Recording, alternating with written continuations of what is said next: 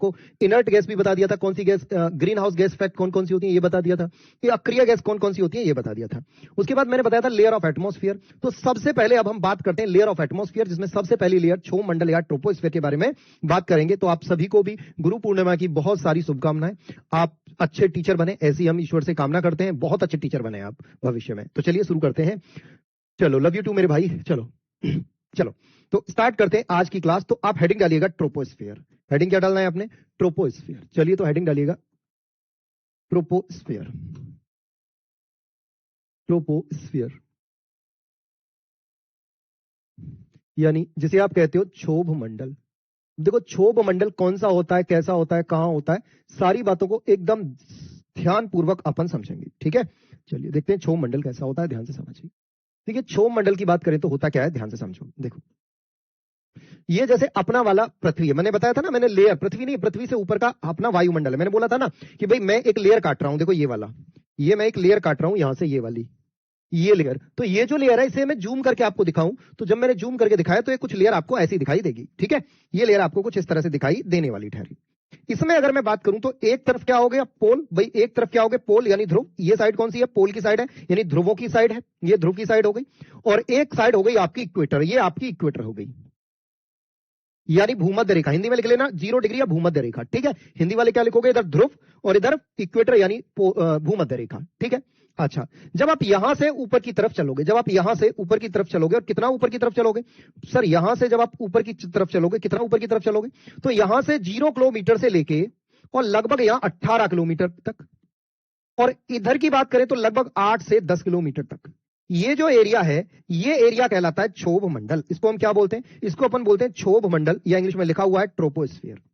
इसे क्या बोलते हैं, क्षोभ मंडल, या आपको यहां लिखा हुआ मिल जाएगा ट्रोपोस्फियर। ठीक है, अब ट्रोपोस्फियर है क्या, कैसे समझते हैं ध्यान से। यह है लोएस्ट लेयर ऑफ अर्थ। ये कौन सी है, पृथ्वी की सबसे निचली परत, लोएस्ट लेयर ऑफ अर्थ। ये क्या है sir, lowest layer of earth, पृथ्वी की सबसे निचली परत। क्या है सर ये, सर ये है पृथ्वी की सबसे निचली परत, सबसे निचली, पृथ्वी की सबसे निचली परत। ठीक है साहब, ओके जी। यानी यही वो परत है जिस पर हम और आप रहते हैं, यानी हम और आप जो रहते हैं वो यहीं रहते हैं। हम और आप जो रहते हैं वो कहां रहते हैं सर, वो यहीं रहते हैं। इसी पर क्या होता है, इसी पर पेड़ पौधे पाए जाते हैं। इसी पर क्या होता है, पेड़ पौधे पाए जाते हैं। इसी पर क्या होता है, इसी परत पर पानी भी भरा होता है। इसी परत पर क्या होता है सर, इसी परत पर पानी भरा होता है। यहीं पर क्या होता है, पानी भी आपको यहीं मिलता है। अब देखो होता क्या है, जब सूर्य की किरणें आती हैं, ध्यान से समझना, जब सूर्य की किरणें आती हैं तो सूर्य की किरणें आकर जब यहां पृथ्वी से टकराती हैं, सरफेस से टकराती हैं, तो ये पानी, गैस, ये सब गर्म होता है। ये क्या होता है, गर्म होता है। और जैसे ही गर्म होता है, यहां गैसें भी बहुत सारी होती हैं, गर्म होकर ये ऊपर की तरफ जाने लगता है। ऊपर पहुंचता है तो ऊपर पहुंचकर ये निर्माण कर देता है किसका, बादल का। ऊपर पहुंचकर ये निर्माण किसका करता है, बादल का। तो ऊपर जाने पर क्या बन जाते हैं भाई, ऊपर जाने पर बन जाते हैं क्लाउड। और भाई जब क्लाउड होता है तो क्या होती है सर, क्लाउड होते हैं, बादल बनते हैं तो क्या होती है, बारिश होती है। यानी कहने का मतलब यह है कि मैं ये बात कह सकता हूं कि इसमें क्या होता है सर, इसमें सभी मौसमी घटनाएं होती हैं। अगर आपसे पूछा जाए कि भाई सारी जो मौसमी घटनाएं हो वो वायुमंडल के किस मंडल में होती है, किस परत में होती है, तो क्षोभ मंडल में होती है। आ गई बात समझ में। आंधी, तूफान, बारिश, बादल, वो सब किस में होते हैं, क्षोभ मंडल में होते हैं। यानी इसमें क्या होता है, इसमें समझिए, ध्यान से समझना है, इसमें क्या होता है, इसमें वायु क्या होता है, कन्वेक्शन ऑफ एयर, यानी एयर राइज अप, यानी यहां से हवा ऊपर उठती है, एयर राइज अप। यानी इस मंडल में क्या होता है, air rise up, air rise up, air rise up, वायु ऊपर उठती है, वायु ऊपर उठती है।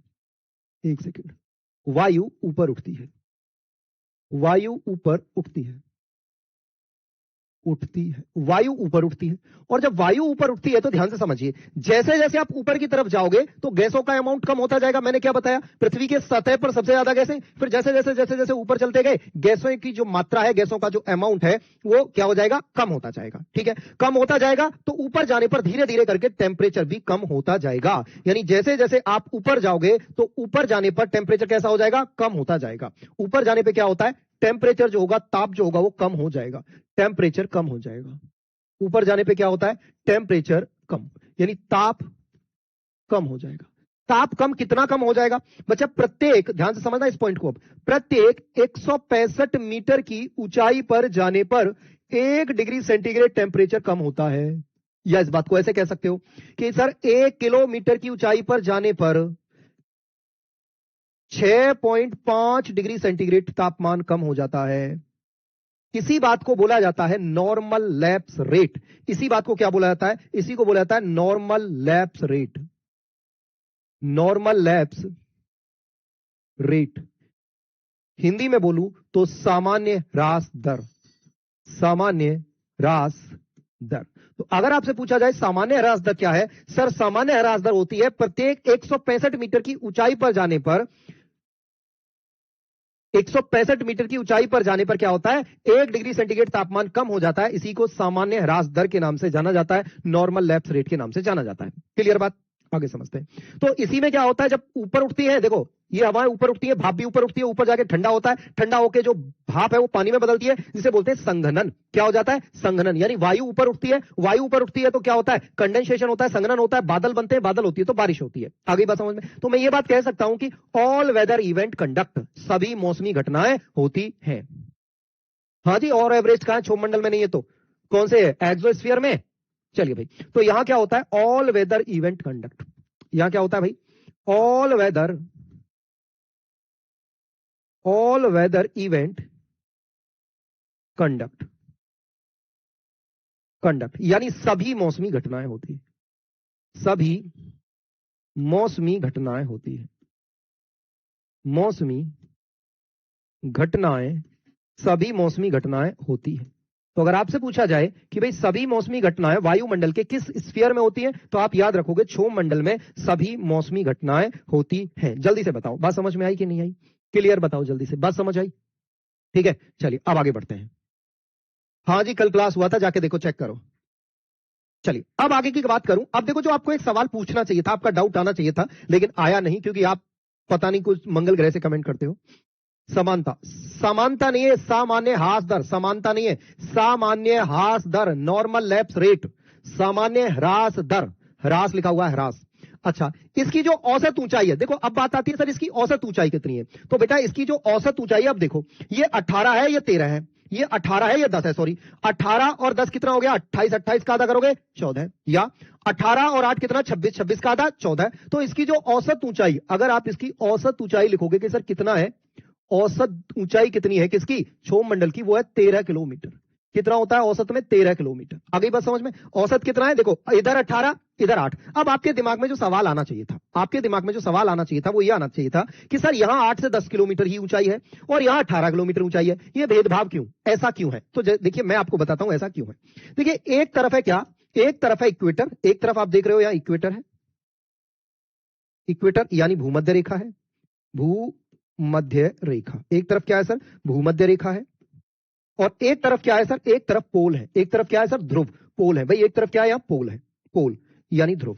अब आप मुझे एक बात बताओ, छोटी सी बात बताओ, अगर भूमध्य रेखा है, अगर भूमध्य रेखा है तो भूमध्य रेखा पर टेम्परेचर ज्यादा होगा या कम होगा? आप कहोगे सर, हाँ 13 दिया है एनसीईआरटी ने, आप कहोगे कि सर भूमध्य रेखा पर, भूमध्य रेखा पर जो तापमान रहेगा वो तो ज्यादा रहेगा, तो टेम्परेचर कैसा रहेगा? ज्यादा रहेगा। टेम्परेचर प्लस मतलब तापमान ज्यादा रहेगा। अब मुझे एक बात बताओ, अगर तापमान ज्यादा है, अगर तापमान ज्यादा है,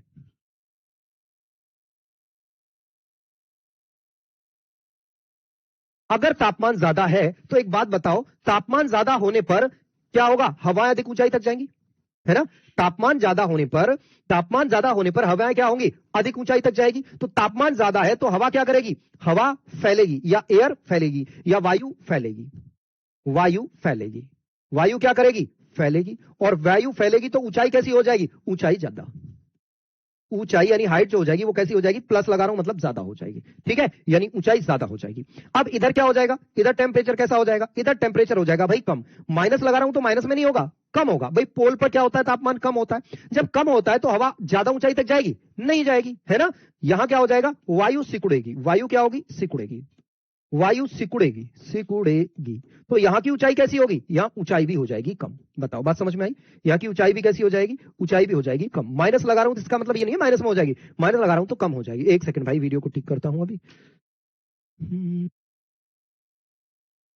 चलो भाई, चल गई वीडियो, ठीक है? तो बात को समझो, हम कह क्या रहे हैं? हम ये कह रहे हैं कि इक्वेटर पर तापमान कैसा? ज्यादा, तो हवाएं फैलेंगी तो ऊंचाई ज्यादा हो जाएगी, और पोल पर तापमान कैसा? कम, तो हवाएं पोल पर तापमान कम है तो हवाएं क्या होंगी? सिकुड़ेंगी तो ज्यादा ऊंचाई तक नहीं जाएंगी। बताओ बात समझ में आ गई कि नहीं आई? हाँ जी, समझ में आ गई बात? चलिए, उम्मीद करता हूं बात आपको समझ में आ गई होगी। चलिए आगे बढ़ते हैं फटाफट से।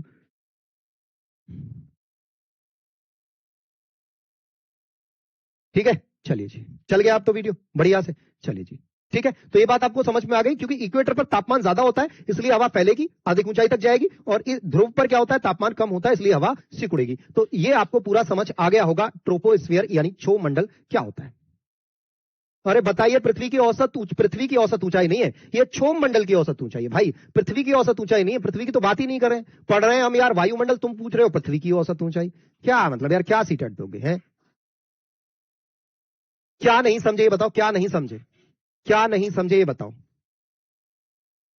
अरे तेरे समझ नहीं आया। देखो, इधर 8 किलोमीटर, इधर 18, दोनों को जोड़ दो कितना हो गया? 26, उसका आधा कर दो। अरे औसत निकालने के लिए 2 को जोड़ के आधा कर देते तभी तो औसत निकालते हैं। तो 18 8 26, 26 का आधा कितना हुआ? 13।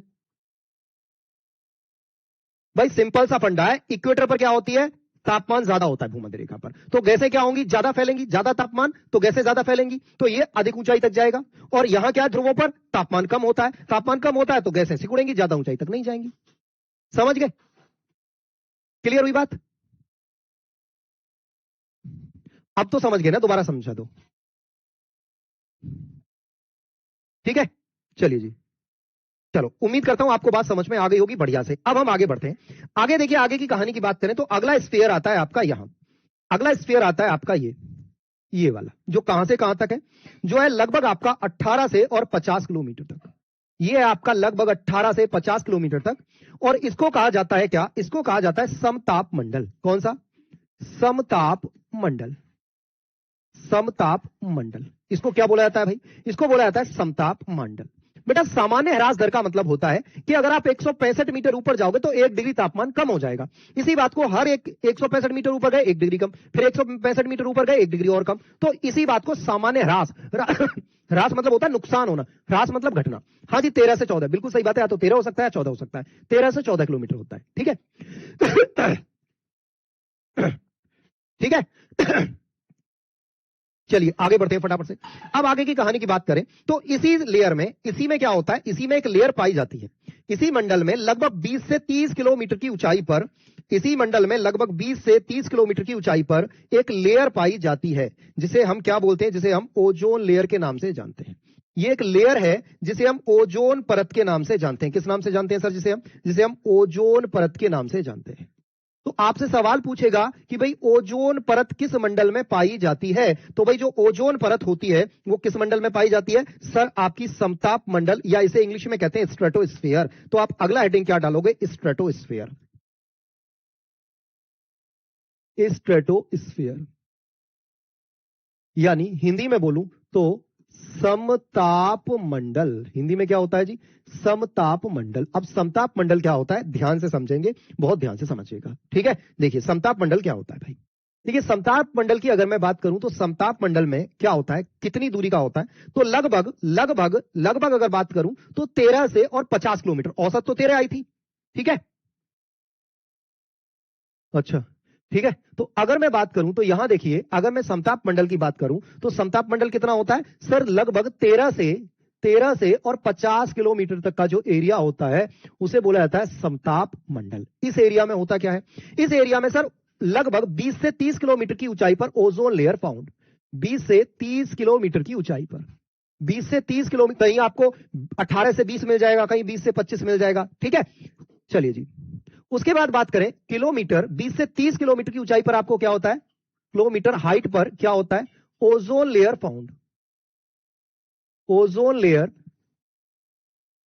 फाउंड, यानी इस मंडल में 20 से 30 किलोमीटर की ऊंचाई पर ओजोन परत पाई जाती है। ओजोन परत पाई जाती है, पाई जाती है। क्या होता है सर?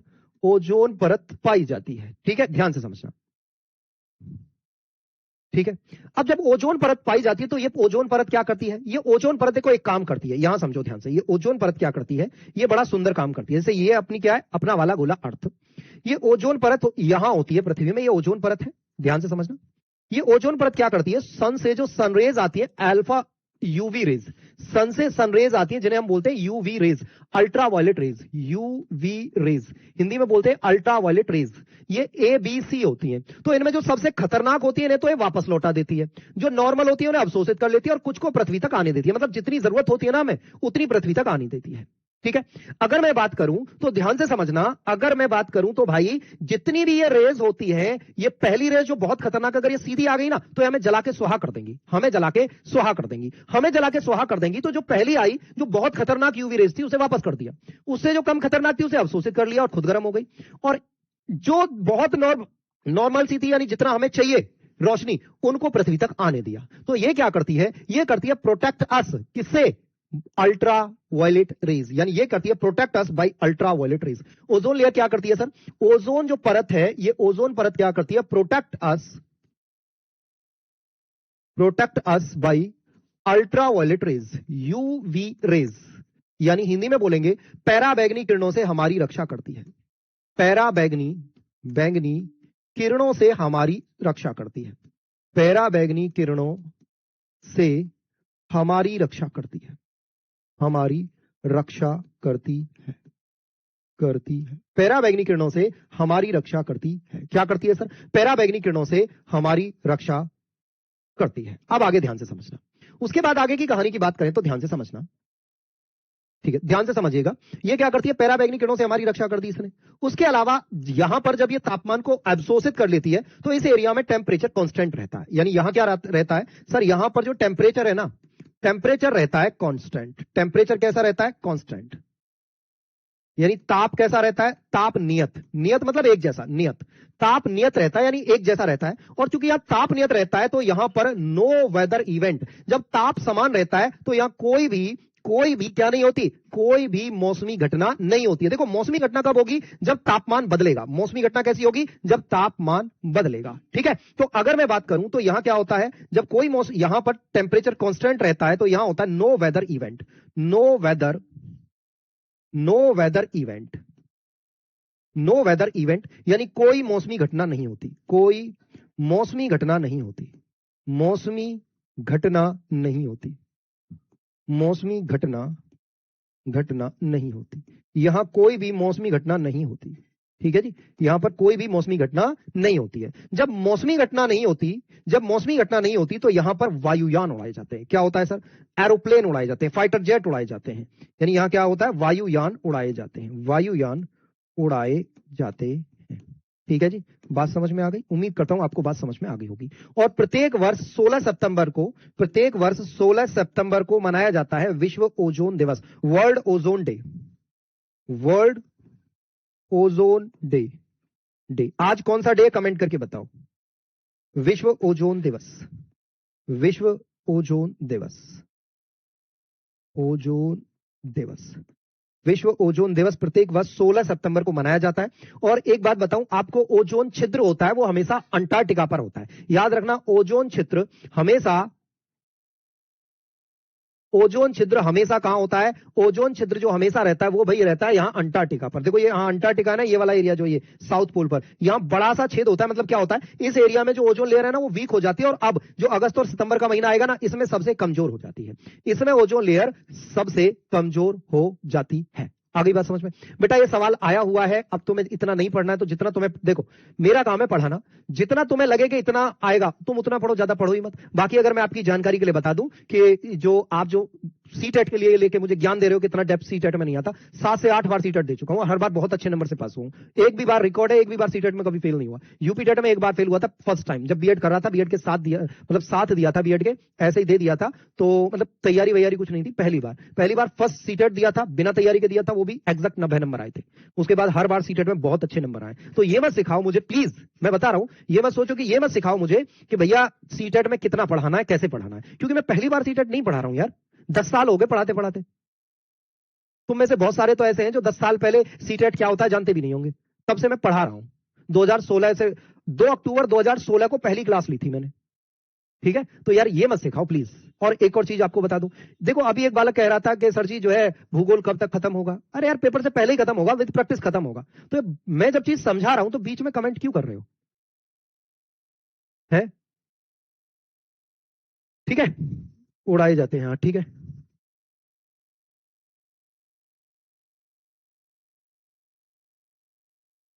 तो ये ज्ञान देना प्लीज कृपया करके मुझे ज्ञान ना दें, अपना सोचें कि आप कैसे कर सकते हो। ठीक है, चलो अब आगे जाओ आगे। अब देखो आगे की कहानी की, देखो अब देखो कमेंट करते हो, मैं कुछ बहुत अच्छी चीज तुम्हें बताने वाला था, बहुत अच्छी चीज। यहां होता है ओजोन छिद्र, तो कई बार पूछ लेता है कि भाई ओजोन छिद्र किस जगह होता है, तो ये अगस्त सितंबर के महीने में ओजोन छिद्र जो होता है, ओजोन छिद्र अंटार्कटिका पर होता है। और इसके बारे में समझो, यहाँ क्या होता है, पॉल्यूशन की वजह से ओजोन लेयर क्या होती है, कमजोर पड़ जाती है, जिससे सूर्य की सीधी किरणें यहाँ पड़ने लगती है। आगे बात समझ में, चलिए जी आगे बढ़ते हैं। तो समताप मंडल में हवाई जहाज उड़ाए जाते हैं, यानी बादलों से ऊपर उड़ाए जाते हैं। आगे बात समझ में, चलिए जी ठीक है। हाँ जी, रफाल भी उड़ाया जाता है, फाइटर जेट भी उड़ाए जाते हैं, फाइटर जेट भी यहाँ उड़ाए जाते हैं। फाइटर जेट होते हैं ना लड़ाकू विमान, जो दुश्मन को पता ना चले, बहुत ऊंचाई पर भी उड़ाए जाते हैं। ठीक है, चलिए अब आगे बढ़ते हैं फटाफट से, आगे की कहानी अब आ जाइए आगे। अब देखो इसके बाद क्या होता है, इसके बाद अगला जो स्फीयर आता है उसे समझिए। ठीक है, उसके बाद क्या आता है, ध्यान से समझना है फटाफट से आपको। देखो पहला स्फीयर कौन सा आया, याद कर लेते हैं इसे। देखो एक तरफ क्या था, पोल थे सर, ध्रुव थे। एक तरफ क्या थे, इक्वेटर थी, एक तरफ इक्वेटर था। उसके बाद बात करें तो ये 0 डिग्री था, 0 किलोमीटर। 0 किलोमीटर से यहां से इस तरह से जब हम इधर गए तो ये हमने क्या किया, ये था सर इधर 18 किलोमीटर लगभग, और इधर आपका 8 से 10 किलोमीटर लगभग, है ना। तो उसके बाद बात करें तो सर ये वाला जो स्फीयर था, इसे हमने क्षोभ मंडल बोला, क्षोभ मंडल बोला था, क्योंकि इसमें सारी मौसमी घटना इसी में हो रही थी, आंधी तूफान वर्षा बादल सब इसी में हो रहा था, ये सब इसी में हो रहा था, है ना, ये सब इसी में हो रहा था।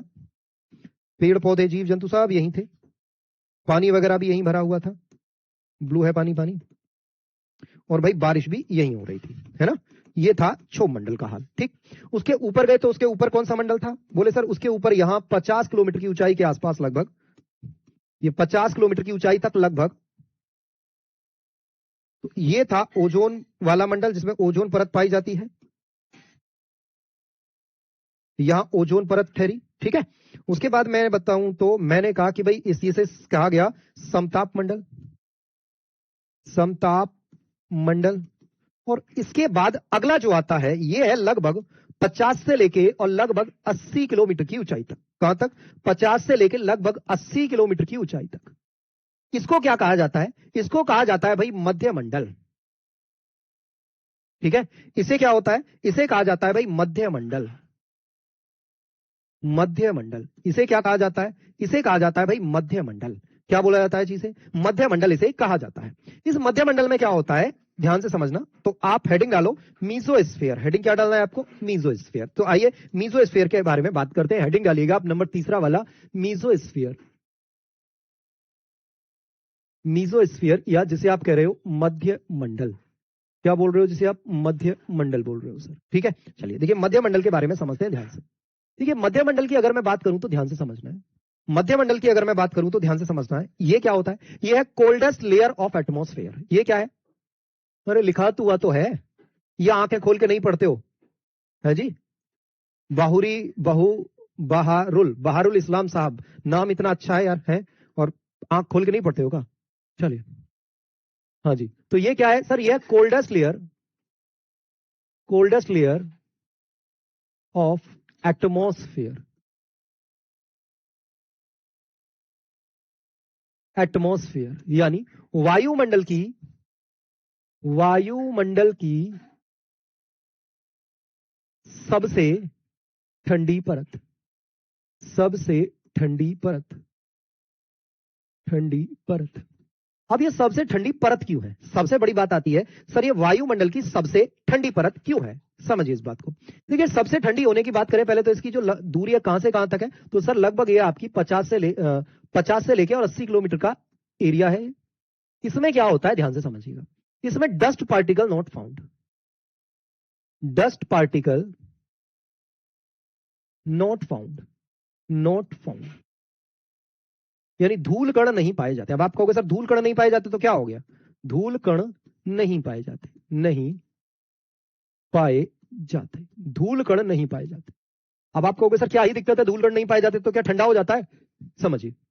देखो, ओहो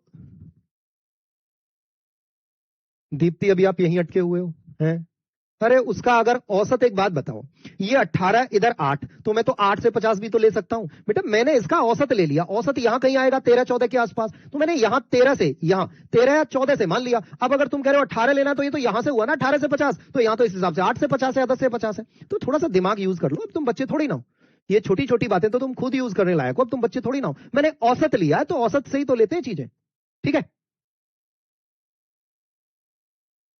अब देखो ध्यान से समझो, ध्यान से समझना है बेटा। पेडागोजी कुछ है ही नहीं, पढ़ने वाली चीज ही नहीं है, तो समझ में कैसे आएगी।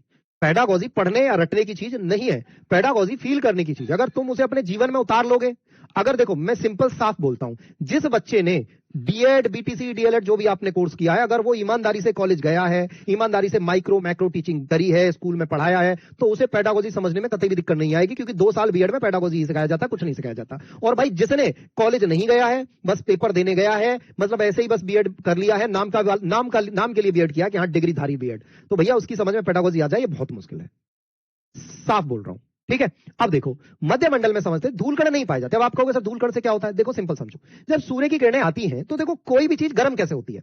मान के चलो जैसे मेरे आसपास के एरिया गर्म क्यों हो जाता है, हमारे घर गर्म क्यों हो जाते हैं, हमारे घर में जो ईंट पत्थर लोहा लगा है, ये क्या करता है, ये जैसे ही सूर्य की किरणें आती है ये गर्म हो जाता है। ये क्या होता है, सूर्य की किरणों से गर्म हो जाता है। और अब जब सूर्य की किरणों से गर्म हो जाता है तो क्या होता है, सूर्य की किरणों से अवशोषित कर लेता है। जब खुद गर्म हो जाता है तो हमारे चारों ओर भी गर्मी फेंकता है। क्यों, अब यहां पर क्या है, धूल के कण है ही नहीं। जब धूल के कण नहीं है तो सूर्य की किरणें किसी से टकराती नहीं है, तो यहां सूर्य की एनर्जी को अवशोषित होने वाला कुछ रहता ही नहीं है, नहीं रहता तो ये ठंडा हो जाता है। यानी यहां जब धूल कण नहीं पाए जाते तो सन रेज डायरेक्टली इंसिडेंट, यानी सन रेज सीधी निकल जाती है। यानी यहां क्या होता है, सन रेज सीधी निकल जाती है। Sun rays incident directly, sun rays सीधी निकल जाती है,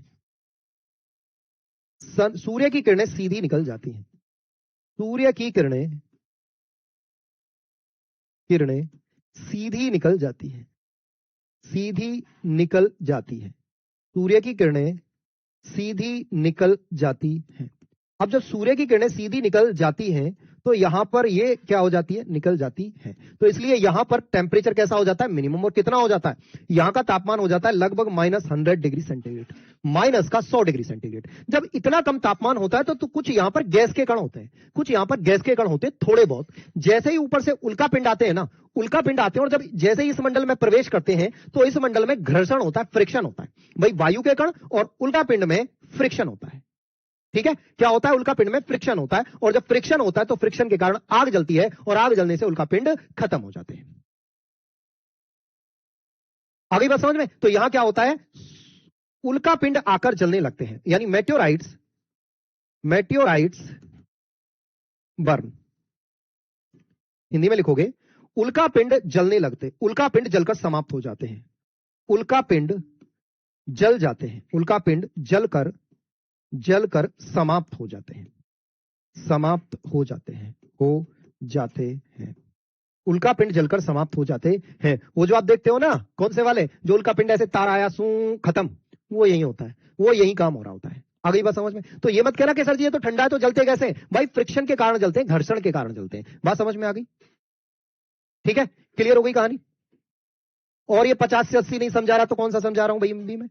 हाँ जी आफ्ताब आलम साहब, ये अगर कल अगर हमारे घर आए थे हिमांशी जी, तो आप हमें ही क्यों नहीं दिखे, हमारे घर आए और हमें ही नहीं मिले, बहुत बढ़िया, हमको ही पता नहीं है, ठीक है। जैसे आप टूटा हुआ तारा कहते हो, वास्तव में वो टूटा हुआ तारा वारा कुछ नहीं होता, अंतरिक्ष में घूमता हुआ आवारा पत्थर होता है, ठीक है। जब वो पृथ्वी के गुरुत्वाकर्षण क्षेत्र में आता है, पृथ्वी उसे अपनी ओर खींचती है। जैसे ही मध्यमंडल में आता है, फ्रिक्शन होता है वायु के साथ, आग लग जाती है और जल के खत्म हो जाता है। आ गई बात समझ में, ठीक है। हाँ जी, देखिए असम की हालत पे हमें भी जो है बहुत दुख है, बहुत से भी बहुत ज्यादा दुख है। तो कृपया करके आप यहां पढ़ाई अपनी डिस्टर्ब ना करें प्लीज, पढ़ाई पे ध्यान दो, वरना जैसे असम की हालत पे आज दुख है, जब सीटेट का पेपर होगा आपको ऐसे कमरे में बैठ के दुख होगा, अगर अभी आप नहीं पढ़े तो, ठीक है। चलो अब आगे बढ़ते हैं। अरे भैया यहां तापमान सबसे कम होता है क्योंकि यहां सूर्य की किरणें सीधी निकल जाती है, इसलिए यहां का तापमान -100 डिग्री सेंटीग्रेड होता है, क्योंकि इन किरणों को रोकने वाला कोई नहीं होता है। देखो आप कोई लोहे की छड़ रख दो, ये मोबाइल धूप में रख दो, तो सूर्य की किरणें क्या करेंगी, ये क्या करेगा, सूर्य की किरणों को अवशोषित करेगा, गर्म हो जाएगा, अपने आसपास के एरिया को भी तो गर्म कर लेगा। लेकिन यहां कुछ ऐसा है ही नहीं जो गर्म हो जाए, जो सूर्य की किरणों से टकराए, तो सीधी निकल जाती है, वो सीधी निकल जाती है तो ये गर्म होता ही नहीं है। ठीक है, चलिए आगे बढ़ते हैं फटाफट से। उसके बाद यहां होता है उल्का पिंड आकर यहां जलने लगते हैं। अब आगे बढ़ते हैं, तो इसलिए क्या है, ये सबसे ठंडी परत है। अब अगला देखिए, अगला स्पेयर है आपका, जब आप 80 से 640 किलोमीटर तक जाओगे तो इस मंडल को कहा जाता है थर्मोस्फीयर या तापमंडल। मेरी बात अब ध्यान से समझना, इसमें तापमंडल और इसे तापमंडल और इसको इंग्लिश में कहते हैं थर्मोस्फीयर। इंग्लिश में क्या बोलते हैं, थर्मोस्फीयर। अब कमेंट मत करना, एक काम करो, कमेंट ब्लॉक कर दो, सबके कमेंट बंद कर दो सभी के लिए। अब समझो ये क्या होता है, तापमंडल होता है 80 से 640 किलोमीटर तक।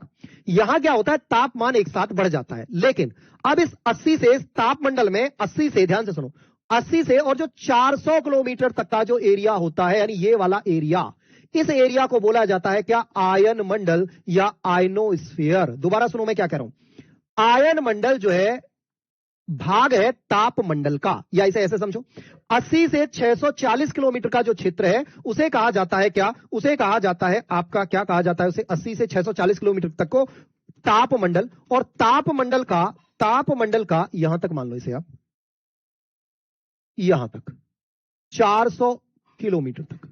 कितना किलोमीटर तक सर, 400 किलोमीटर तक, 400 किलोमीटर तक का जो भाग है यह कहलाता है आपका आयन मंडल। क्या कहलाता है, ionosphere. Ionosphere is a part of thermosphere, यानी आयन मंडल तापमंडल का ही एक भाग है। आयन मंडल तापमंडल का ही एक भाग है। 80 से 640 है तो तापमंडल, 80 से 400 क्या कहलाता है, आयन मंडल। अब समझो आयन मंडल में क्या होता है, आयन मंडल में सूर्य से नजदीकी बढ़ती है और तापमान एक साथ बढ़ जाता है, और तापमान इतना ज्यादा बढ़ जाता है कि यहां का तापमान लगभग 700 डिग्री सेंटीग्रेड हो जाता है। क्या हो जाता है, 700 डिग्री सेंटीग्रेड यहां तापमान हो जाता है। ऐसे में क्या होता है, आओ मैं आपको समझाता हूं, थर्मोस्फीयर। थर्मोस्फीयर, या इसे आप हेडिंग डालो जो ज्यादा पूछा जाता है, आयनोस्फीयर। आयनोस्फीयर, आयनोस्फीयर, ध्यान से समझना, आयन मंडल, आयन मंडल। उम्मीद करता हूं यह बात आपको समझ में आ रही होगी। आयन मंडल, देखो आयन मंडल क्या है, it is a part of thermosphere. ये क्या है, पार्ट ऑफ थर्मोस्फीयर। थर्मोस्फीयर यानी हिंदी में बोलूं तो किसका भाग है सर, तापमंडल का भाग है। तापमंडल का भाग है, ये किसका भाग है सर, तापमंडल का भाग है। कौन सा, ये जो आपका आयन।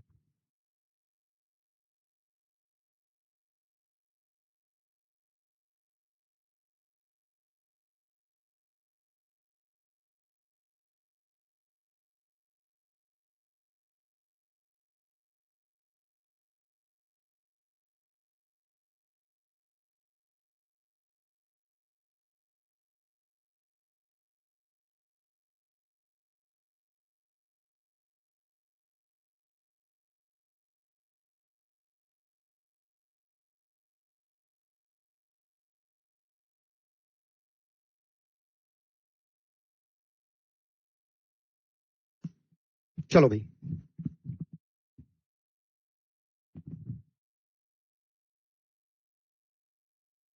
हाँ जी, इसमें क्या होता है सर, तापमान बहुत ज्यादा हो जाता है। देखो ये है पार्ट ऑफ थर्मोस्फीयर। थर्मोस्फीयर कहां से कहां तक है, थर्मोस्फीयर 80 से 640 किलोमीटर तक है। इसी का एक भाग है, यानी तापमंडल का ही भाग है कौन, आयन मंडल। और आयन मंडल होता है 80 से 400 किलोमीटर तक। बात समझ में आ गई, दोनों आयन मंडल क्या है और तापमंडल क्या है, दोनों।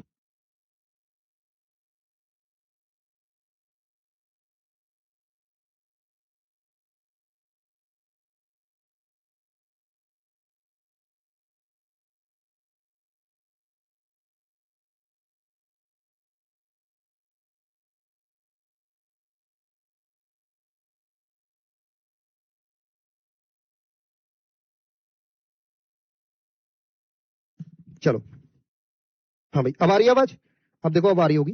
तो आयन मंडल और तापमंडल क्लियर होगा, अब आवाज आ रही होगी, देखो आपको आ रही है अब आवाज, हाँ जी बिल्कुल आ रही है। चलो अब आ रही है, ओके, अब बताओ मुझे आयन मंडल क्या है और ताप मंडल क्या है, दोनों बातें क्लियर हुई या नहीं हुई? फटाफट से बताओ, आयन मंडल और ताप मंडल दोनों बातें क्लियर हुई या नहीं हुई?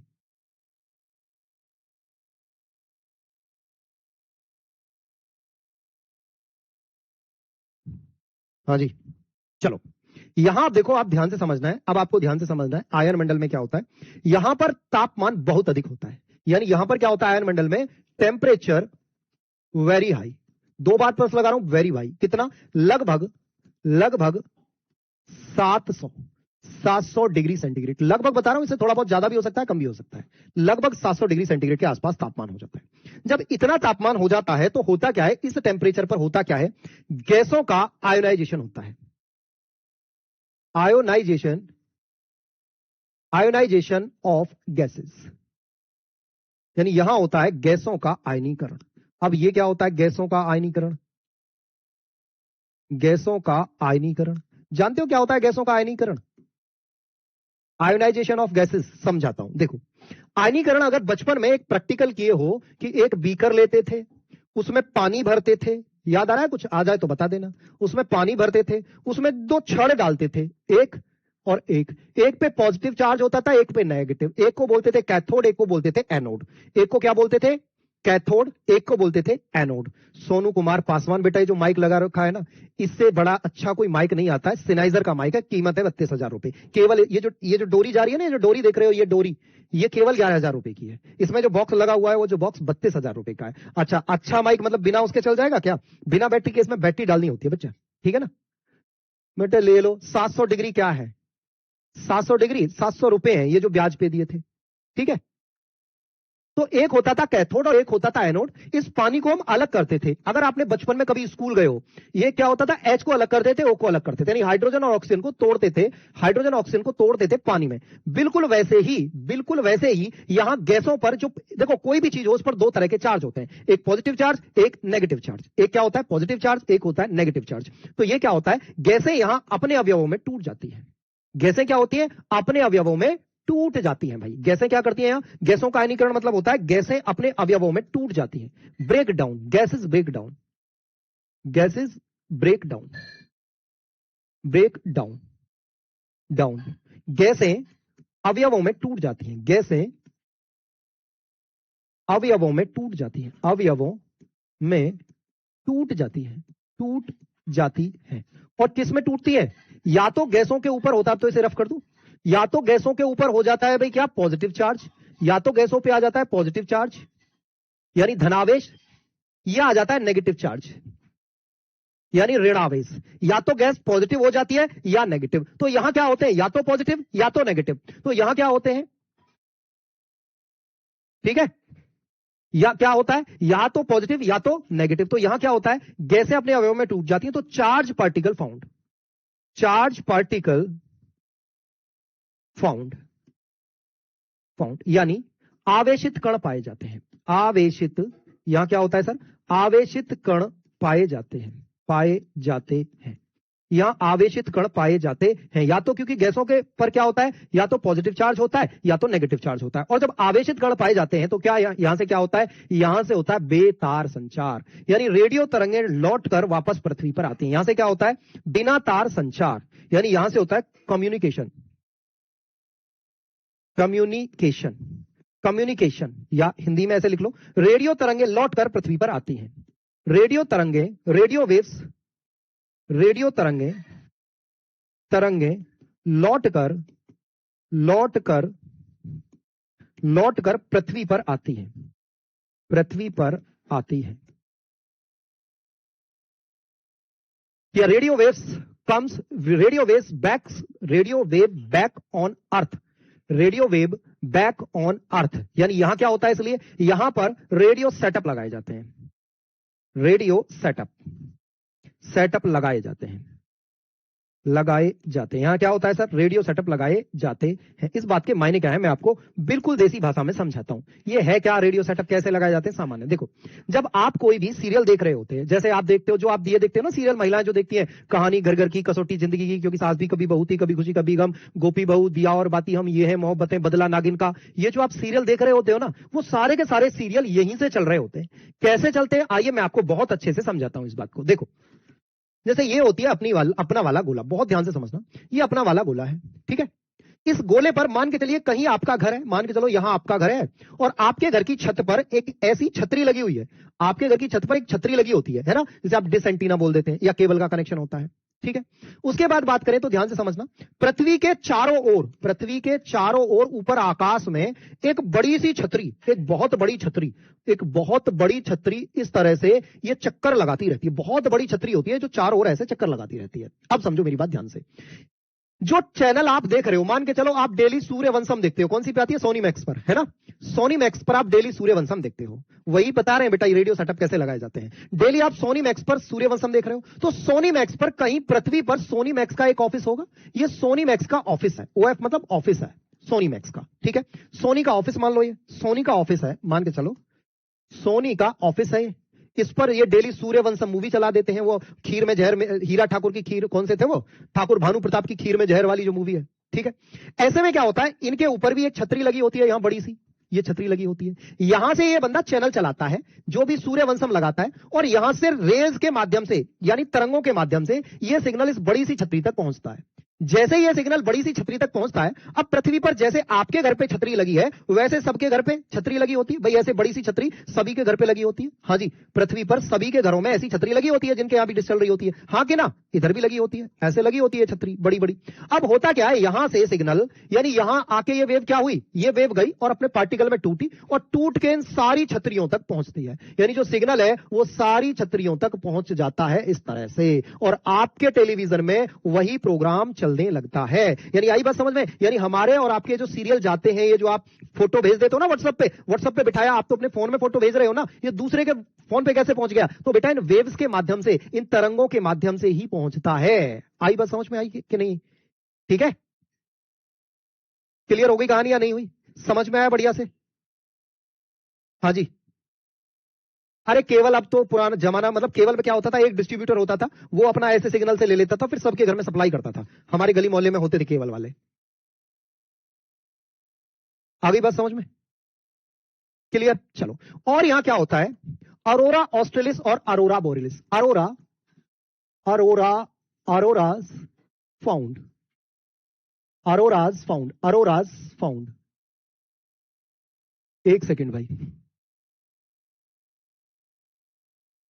मतलब ध्रुवीय प्रकाश दिखाई देता है, ध्रुवीय प्रकाश दिखाई देता है, ध्रुवीय प्रकाश दिखाई देते हैं, दिखाई देते हैं, दिखाई देते हैं। अब ये ध्रुवीय प्रकाश क्या है? नई चीज आ गई, ध्रुवीय प्रकाश दिखाई देते हैं। ये क्या होता है? ये दो तरह के होते हैं, एक होता है उत्तरी ध्रुवीय प्रकाश और एक होता है दक्षिण ध्रुवीय प्रकाश, जिसे हम बोलते हैं अरोरा ऑस्ट्रेलिस और अरोरा बोरियलिस। अरोरा ऑस्ट्रेलिस और अरोरा बोरियलिस, देखो मैं दिखाता हूं। अरोरास,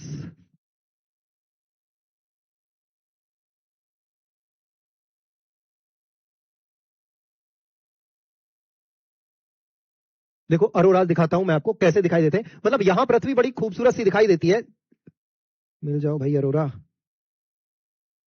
देखो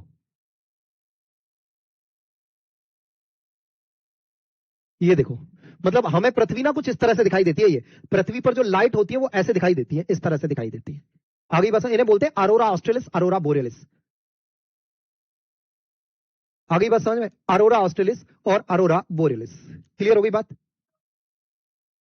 अरोरा वही दिखा रहे हैं, ये अरोरा है, मतलब यहां समताप मंडल में जो आसमान दिखाई देता है ना पोल पे, यहां से और यहां से, अरोरा ऑस्ट्रेलिस यानी उत्तरी ध्रुवीय प्रकाश अरोरा ऑस्ट्रेलिस, दक्षिणी ध्रुवीय प्रकाश अरोरा बोरियलिस। उत्तरी ध्रुवीय प्रकाश हिंदी में और दक्षिणी ध्रुवीय प्रकाश, यानी ध्रुवों पर हमें ऐसी लाइट दिखाई देती है। ये जो दिखाई देने का कारण है वो यही वाला मंडल है, थर्मोस्फीयर। ये आगे बात समझ में? भाई साहब डैम में इतनी मजबूती से बनाई, एक बात बताओ, उससे ऊपर तो 2000 डिग्री सेंटीग्रेड ताप है, वायु यहां नहीं जाते वहां। अरे इतनी अच्छी छतरी लगाते हैं यार, ऐसे कैसे डैमेज हो जाए? आगे बात समझ में? आगे बात समझ में? अरोरा क्या होता है? बेटा जब वायुदाब पढ़ाऊं तब बात करना ना, वायुदाब क्या है, अभी चुपचाप पढ़ते रहो। चलिए अब आगे एक और लास्ट मंडल लिख लो फटाफट से, जल्दी आ जाओ। अब अगला लिख लो आप एक्सोस्फीयर। एक्सोस्फीयर, एक्सोस्फीयर यानी बहिर्मंडल। बहिर्मंडल, बहिर्मंडल की बात करें तो ये कहां से कहां तक फैला हुआ है? तो भाई देखिए बहिर्मंडल की बात करूं तो ये है 600 से लेकर और लगभग 10,000 किलोमीटर की ऊंचाई तक, 10,000 किलोमीटर की ऊंचाई तक ये फैला हुआ है। और इसमें क्या होता है, आर्टिफिशियल सैटेलाइट लगाए जाते हैं। यहां क्या होता है, ये कहां से कहां तक है भाई, ये है आपका, अच्छा एक चीज और यहां लिख लो, ये होता है बिना तार के संचार। इस मीडियम में क्या होता है, बिना तार संचार होता है। यहां क्या होता है, बिना तार संचार, संचार यानी बिना वायर के कम्युनिकेशन होता है, बिना तार संचार होता है, बिना वायर के। भाई हम कोई एक छतरी से दूसरी छतरी तक वायर थोड़ी ना डालते, बिना तार के संचार होता है। ठीक है, अब आप हेडिंग डालिए, ये क्या है भाई, आपका ये 640 से लगभग 10,000 किलोमीटर की ऊंचाई तक फैला हुआ है। ठीक है, और ये है outer layer of, outer layer of atmosphere, वायुमंडल की सबसे बाहरी परत, वायुमंडल की सबसे बाहरी परत, बाहरी परत, बाहरी परत है ये। उसके बाद बात करूं तो देखो एक चीज और समझो, यहां क्या होता है, आर्टिफिशियल सैटेलाइट लगाए जाते हैं। जैसे आपका फोन चलता है, और अगर बात करूं जैसे आर्मी के सैटेलाइट होते हैं, है ना, तो यहां क्या होते हैं, artificial satellite, artificial, artificial satellite लगाए जाते हैं। आर्टिफिशियल या कृत्रिम उपग्रह, हिंदी में बोलूं तो कृत्रिम उपग्रह लगाए जाते हैं, उपग्रह लगाए जाते हैं, लगाए जाते हैं, कृत्रिम उपग्रह लगाए जाते हैं। यहां क्या होता है जी, कृत्रिम उपग्रह लगाए जाते हैं। अब समझते हैं आगे, ध्यान से समझना। इसके बाद अगर बात करूं तो इसमें ये जो, अब देखो एक चीज समझो, यहां पर एक चीज समझो, जैसे ये हमारा वायुमंडल है। अब जो समझने वाली चीजें वो समझना, ये हमारा वायुमंडल है, यहां 0 किलोमीटर है ना, यहां से और लगभग 32 किलोमीटर की ऊंचाई तक, 32 किलोमीटर की ऊंचाई तक वायुमंडल का 99% भाग पूरा हो जाता है। मतलब वायुमंडल में जितनी आर्टिफिशियल सैटेलाइट, बेटा देखते हो ना, अभी इसरो की एक प्राइवेट कंपनी है भारत की, उसने पहले ही अपने लॉन्च में सैटेलाइट लॉन्च कर दिया। इसरो कहते हैं ना कि इसरो ने एक सैटेलाइट लॉन्च किया, हम अभी अपना अंतरिक्ष में एक घर बना रहे हैं। पता है, अंतरिक्ष में पृथ्वी के चारों ओर जो चक्कर लगाएगा, भारत अपना एक ऐसा एक घर बना रहा है, ऊपर जो हवा में तैरता रहेगा, पृथ्वी के चारों ओर घूमेगा, 3 BHK का घर होगा। ठीक है, अब समझो, 0 से 32 मीटर की ऊंचाई, 32 किलोमीटर की ऊंचाई पर 99% वायुमंडल होता है। वायुमंडल मतलब वायुमंडल की जितनी गैसें है ना, उसका 32 किलोमीटर तक वो 99% हो जाती है, बाकी 1% गैस ऊपर तक होती है। 10,000 तक मात्र 1% होती है, यानी मेजर जो हिस्सा होता है वायुमंडल का वो 32 किलोमीटर तक होता है। उसके बाद यदि आप 100 किलोमीटर की ऊंचाई तक गए, 100 किलोमीटर की ऊंचाई तक आप इस रेखा को गए, तो इस रेखा को पार करते ही आप हवा में उड़ने लगोगे। 100 किलोमीटर की जो रेखा है, पृथ्वी से आप 100 किलोमीटर ऊपर चले जाओ, तो जैसे ही आप यहां जाओगे तो आप हवा में उड़ना शुरू हो जाओगे। आप क्या हो जाओगे, हवा में उड़ने लग जाओगे। आपका जो वेट है, आपका जो W है, वो 0 हो जाएगा। आ गई बात समझ में? खुर्जा बैंक जाना है भाई, पास में ही है, खुर्जा में बैंक पास में ही है। ठीक है, तो अगर मैं बात करूं तो यहां क्या होगा भाई, यहां पर ये क्या होगा, कर्मन रेखा, इसे बोलते हैं कर्मन रेखा।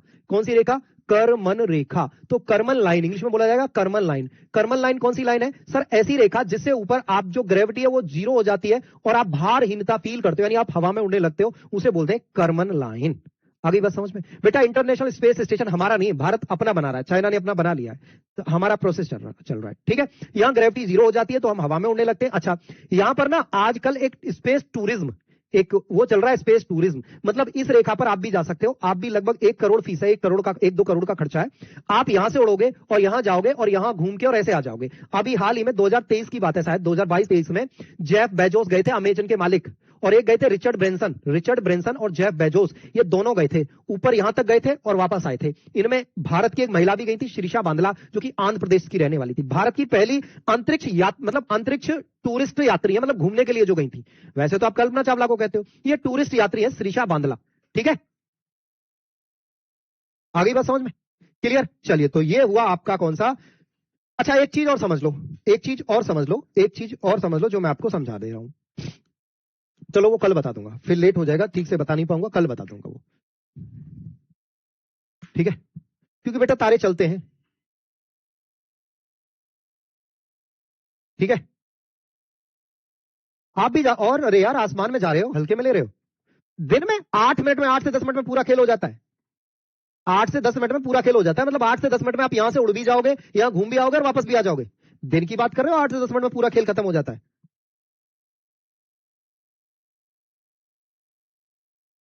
ठीक है, चलो